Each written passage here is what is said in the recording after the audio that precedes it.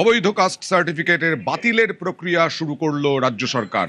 অবৈধ caste certificate প্রায় ৪৫,০০০-এর ওপরে কাস্ট সার্টিফিকেট বিভিন্ন জেলায় অবৈধ কাস্ট সার্টিফিকেট তৃণমূলের আমলে। সরাসরি চলে যাব প্রতিনিধি সোমরাজের কাছে, আরো নির্দিষ্টভাবে চাইব সোমরাজ জানতে কত হাজার কাস্ট সার্টিফিকেট বাতিলের প্রক্রিয়া, কোন কোন জেলায় বেশি পরিমাণে এই অবৈধ কাস্ট সার্টিফিকেট ইস্যু হয়েছিল পালা বদলের আগে।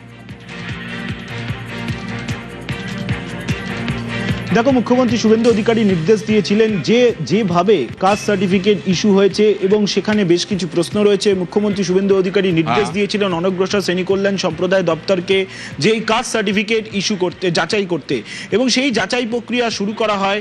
যাচাই করার প্রক্রিয়াতে এখনো পর্যন্ত যা পরিসংখ্যান উঠে আসছে, সূত্র মারফত জানা যাচ্ছে মোট ১,২২,১১৭টি কাস্ট সার্টিফিকেট এখনো পর্যন্ত যাচাই হয়েছে, যেখানে বৈধ কাস্ট সার্টিফিকেট দেখা গেছে এখনো পর্যন্ত ৬২.৮%, অর্থাৎ ৭৬,৭৫০টি।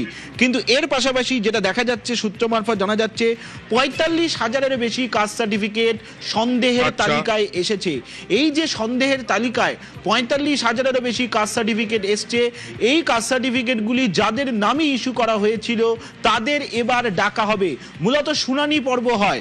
যদি কোনো কাস্ট সার্টিফিকেট বাতিল করতে হয় তাহলে সংশ্লিষ্ট মহকুমার এসডিওরা তাদেরকে ডাকেন এবং ডেকে শুনানি হয়। শুনানিতে যদি নির্দিষ্ট নথি তারা জমা না দিতে পারে তাহলে সেই কাস্ট সার্টিফিকেটগুলি বাতিল করে দেওয়া হবে। এবং এই তালিকায় রয়েছে প্রায় ৪৫,০০০ কাস্ট সার্টিফিকেট, যেটা সূত্র মারফত জানা যাচ্ছে সব থেকে বেশি রয়েছে উত্তর দিনাজপুর জেলা, মুর্শিদাবাদ জেলা, দক্ষিণ দিনাজপুর জেলা, দক্ষিণ ২৪ পরগনা জেলা সহ কয়েকটি জেলা যেখানে কাস্ট সার্টিফিকেটের সন্দেহের তালিকায় সব থেকে বেশি রয়েছে। ধন্যবাদ সোমরাজ।